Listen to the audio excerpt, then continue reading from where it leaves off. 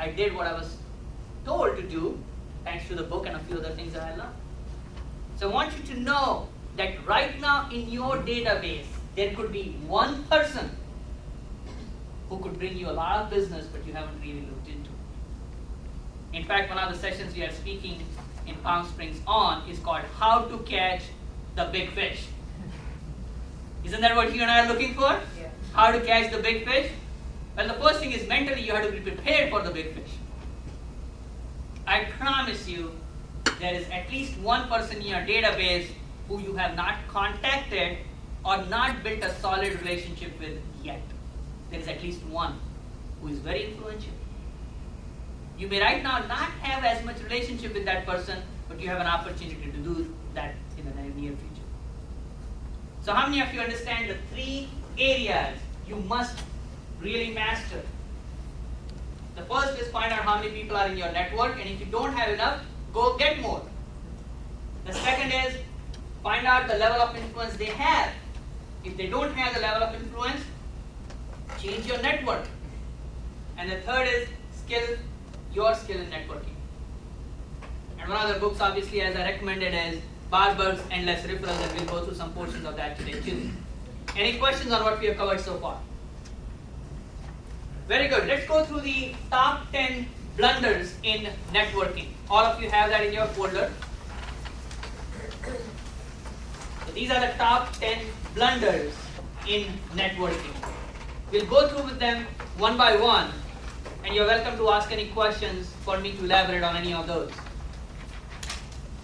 The first is not clear about the advantages and purpose of networking. Because you are here, I assume you do understand that. But most people do not understand the advantage and purpose of networking. So let me ask you, what is the purpose of networking? How would you say? Yes, Mark? Building relationships. Building relationships. Okay, very good. What else? Build your sphere of influence. So Build your everyone sphere of knows. influence. Very good. Anything else? Meeting the right people in that sphere. Meeting the right people in that sphere. Very good. What else? Finding the big fish. That's a good one too. Yes, David? Promoting what your company or whatever you want to tell the people. Promoting your company, your services, and the message that you have. All of them are good answers. I'll make it simple. Getting leads. If you walk into a networking situation and you're not getting leads, you're missing the boat. Isn't that basically what you want? Now, you may not get leads at the first time you go there, but that's the process that you're in with. Because networking is not a place to sell. Would that be clear for you?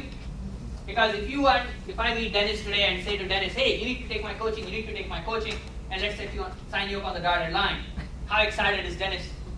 He's running away from me, right? It won't work very well, would it? On the other hand, I look to build a relationship like Mark said and all the others said, then it will be a different situation. But eventually my goal is to get leads. If I cannot get leads from Dennis directly or indirectly, I'll have to move on to somebody else. Correct? So if you walk into a networking situation and you do not collect any information about people, obviously you're not going to get anything to follow up with. But the purpose is to get leads eventually. Right away or down the road. Yes, Vicky, you have a point? I always like to look at it as helping one another in business. Okay. Because when you continually go to networking things, if you are helping other people with referrals or with ways that they can increase their business, they always come back to you. And Vicky, on most cases I would agree with you as a principle, but the reality is it's not true. That sounds a little different from what you might. I agree with giver's gain. I agree that you have to give referrals and support to other people. The question is, who are you giving it to? I have given referrals to people who have never bothered to do anything for me. Has that ever happened to any one of you? Correct? Yeah. Then maybe you are giving referrals to the wrong people. Why would you have some people in your network who are takers? Eventually you have to say sometimes, this person isn't really interested in doing business with me or referring business to me. I'm not going to give him or her any leads any longer. There's no point. Why would I? Are those the people you want in your network, Vicky? No, I guess it's, you build that in your relationship, you give them to the people that, But how do you know? Right? It's a process, right?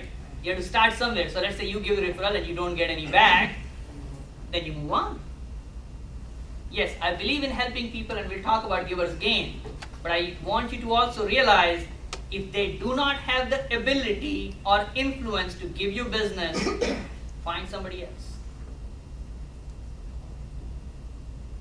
Does that make sense to you, Vicky? absolutely. Because I have been part of some networking groups and I've given business to some people who have the kind of people that I would like to get business from. But they have no willingness, maybe they have some other relationships, right? Or somehow they don't like me, who knows? And they don't want to give me any business. Then I have to find somebody else to give business to. Absolutely. Because eventually I have to gain some leads. If I don't, why am I networking? Is that okay with